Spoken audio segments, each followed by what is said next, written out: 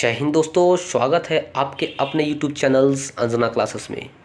दोस्तों, आज हम बात करेंगे इंडियन इकोनॉमी से जुड़ा एक बेहतरीन खबर के बारे में।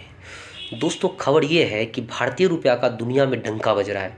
इसका मतलब क्या है और ये क्यों हो रहा है? अगर भारतीय रुपया का दुनिया में डंका बज रहा है तो इससे भारतीयों को क्या फ़ायदा होगा, उसके बारे में देखेंगे। दोस्तों, हाल फिलहाल में आपने न्यूज़ में देखा होगा कि जो श्रीलंका के राष्ट्रपति है वो भारत दौरे पे आए हुए हैं। वो दौरे पे किस लिए आए थे? क्योंकि एक साल पहले उनका देश दिवालिया हो गया था। उस स्थिति में, बिगड़े हुए हालात में इंडिया ने उनका साथ दिया था, और साथ ही नहीं, खाने पीने का अनाज, दवाई, पैसा, बहुत कुछ दिया था, जिस वजह से वो अपने इकोनॉमी को रिकवर कर लिया दोस्तों। और अपने यात्रा से पहले उनके संसद ने एक बिल पास किया। आपने न्यूज़ में देखा होगा, श्रीलंका में accepted Indian rupees for local transaction. इसका मतलब क्या हुआ?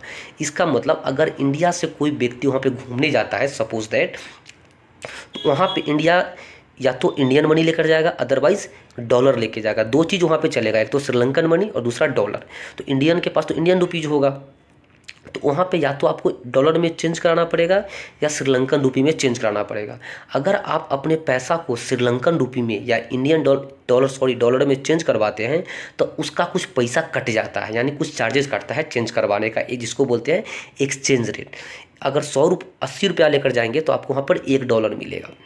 इस वजह से क्या होता है, बहुत सारा परेशानी होता है इंडियन फॉरेनर्स को, जो वहाँ पे जो पर्यटन है वहाँ पे घूमने जाते हैं।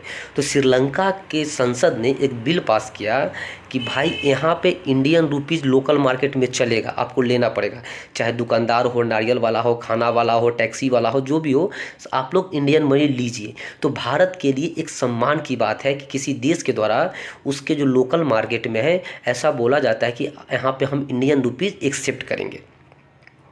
दोस्तों, अब आपके दिमाग में आएगा कि क्या ओनली श्रीलंका ही ऐसा किया है? तो नहीं दोस्तों, आरबीआई के अनुसार, जो रिजर्व बैंक ऑफ इंडिया है, उनके अनुसार अभी 60 देश ऐसे हैं जिनसे हमारा बात चल रहा है कि हम उनके लोकल मार्केट में अपने इंडियन रुपीज़ में व्यापार करेंगे। जिसमें सबसे इम्पोर्टेंट कंट्री दोस्तों आपको दिखाई दे रहा होगा, एक तो रसिया हो गया, बहुत बड़ा देश है, दूसरा सिंगापुर, श्रीलंका, जर्मनी। दोस्तों, जर्मनी के बारे में आपको, ये यूरोपियन कंट्री है जो कि यूरोपियन यूनियन में शामिल है। किसी भी यूरोपियन यूनियन का देश आज तक किसी भी एशियन रुपीज़ जो है, एशियन करेंसी, उसको मान्यता नहीं दिया है, लेकिन जर्मनी इंडियन रुपीज़ को मान्यता देने की प्रक्रिया में है। ये इंडियन रुपीज़ के लिए बहुत बड़ी चीज़ है। अब आपके दिमाग में आएगा, दोस्त, ये देश भारतीय रुपये में व्यापार कैसे करेंगे? सबसे इम्पोर्टेंट आता है कि भाई ठीक है चलेगा, लेकिन दोनों के बीच व्यापार कैसे होगा? सपोज दैट अगर वहाँ से कोई विदेश से कोई सामान आता है, हम उसको खरीदेंगे और विदेशी कंपनी को पैसा दे देंगे 100 रुपया, सपोज दैट वो 100 रुपया अपने देश में लेकर जाएगा, तो वहाँ पर तो चलता नहीं है, तो कैसे फिर इसको मेकअप करेगा? तो दोस्तों, एक होता है बोस्टोर अकाउंट, एक होता है नॉस्टोर अकाउंट। तो इसमें होगा क्या कि हमारा कोई बैंक उस कंट्री में जाकर एक अकाउंट खोलेगा और वहाँ का एक बैंक हमारे कंट्री में एक अकाउंट खोलेगा। कोई आदमी नहीं खोलेगा, अकाउंट खोलेगा कौन? बैंक वाला। अगर सपोज दैट कुछ ही रुपया में कुछ व्यापार किया तो यहाँ पे उसका कुछ पैसा जमा हो जाएगा, 100 रुपया।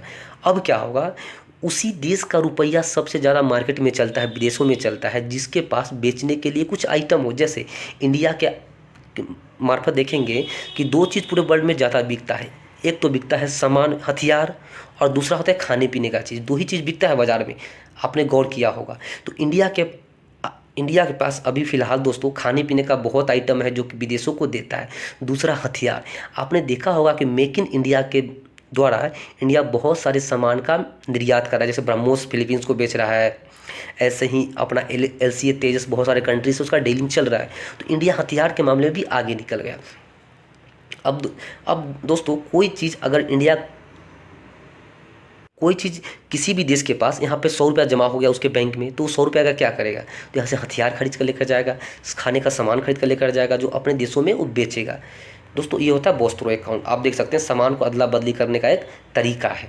अब क्वेश्चन ये उठता है दोस्तों कि भारतीय रुपया को अंतर्राष्ट्रीय मुद्रा बनाने की कोशिश क्यों की जा रही है? दोस्तों, आपको पता है कि अंतर्राष्ट्रीय मुद्रा में जो IMF है, उसके हिसाब से 5 जो रुपया है, चाइना का, अमेरिका का, फ्रांस का, ब्रिटेन का, ये सब अंतर्राष्ट्रीय मुद्रा कहा जाता है, मतलब ये सबसे ज़्यादा स्ट्रांग होता है। अगर ये मुद्रा को आप लेकर विश्व के किसी भी कोने में चले जाएं तो आप कुछ भी खरीद सकते हैं। उसमें सबसे बड़ा योगदान है अमेरिकी डॉलर। अमेरिकी डॉलर पूरे विश्व व्यापार का 80% में होता है।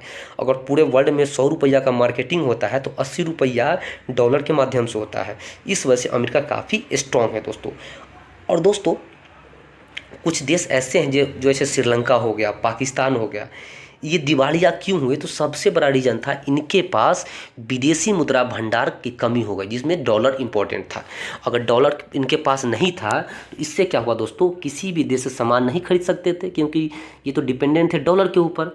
तो सब लोगों ने सोचा कि हम क्यों ना एक ऐसा करेंसी बनाए जो बहुत ईजी भी हो और इजीली एक्सेसिबल हो जाए। तो ये लोग विचार कर रहे हैं, इसमें इंडिया एंट्री मारता है। अब बोलता है भाई हमारे साथ आप व्यापार करें रुपया में, आपको सामान भी भर भर के मिलेगा और जो भी आपको चाहिए वो सब कुछ मिल जाएगा।